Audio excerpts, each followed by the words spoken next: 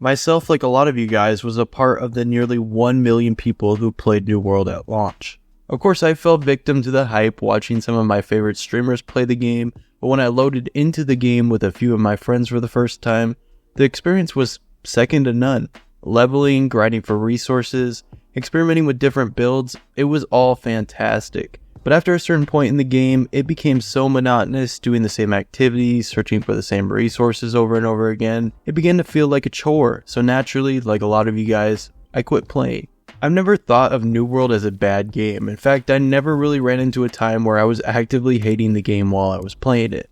There would just be times where I didn't want to log in because the grind wasn't enjoyable enough. I have popped onto the game occasionally from time to time over the last couple of years just to check it out. But every time I did, I would look to my friends and tell them that the game has gotten so much better, but it desperately needs mounts, and it's really needed them from the beginning. Enter now Rise of the Angry Earth, the newest expansion to New World that is releasing in October for the price of $30. This might start an argument in the comments, but I'm personally okay with that $30 asking price. At first I was a little surprised by it, but you do have to remember that the game is a buy-to-play model.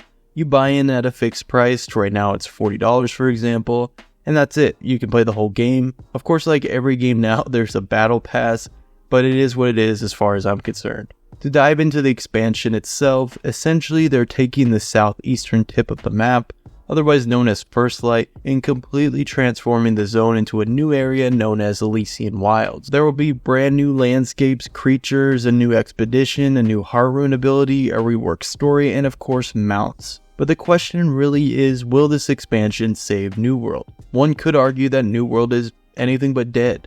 There have been a steady 10 to 20,000 people playing at any given time, which isn't terrible, but it's not to the level where it used to be. From my neutral perspective, I almost think that the game needs to condense servers. A US mega server wouldn't be bad, but to start, condensing it into 2 servers with a US East and a US West, expanding the player cap would be a great start. Of course, I don't know the exact effects of having over 2,500 players in one server, but I can almost say with certainty that it would improve the social aspect of the game, because that is partially what made the game great in the first place. Just seeing everyone running around. This would of course involve some working around the fresh start servers versus the legacy ones, so leave a comment with what you think you would do to address that disparity. But back to the expansion, they're adding a new gear rarity and a new weapon with the update as well.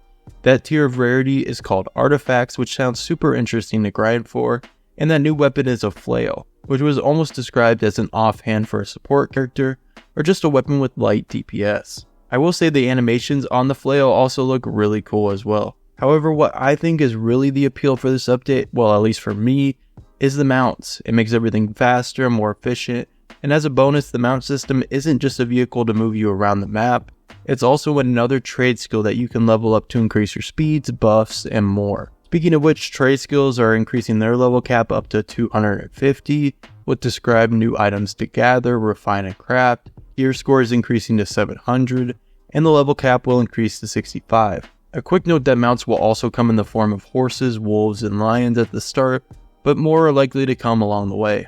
Ward Bane and Resilience perks alongside the expertise system are also being removed from the game, meaning that both the leveling and gear grinding process will become more streamlined at higher levels, and altogether make for a more fulfilling experience. But to sum it all up, these sound like great additions or removals in some cases to the game, and I'm looking forward to diving back into the game and seeing all the systems come together when the expansion is released. Will it save New World? I honestly can't tell you. It likely will never get back to where it was at launch, but this expansion will likely bring in a rebound of players, both new and old, to the game. And depending on how well it sticks, could just be the deciding factor as to whether the game will turn a corner or go back to where it is now. If you guys enjoyed the video, it would be amazing if you could hit the like button and subscribe. But until the next video, I will catch you guys all later.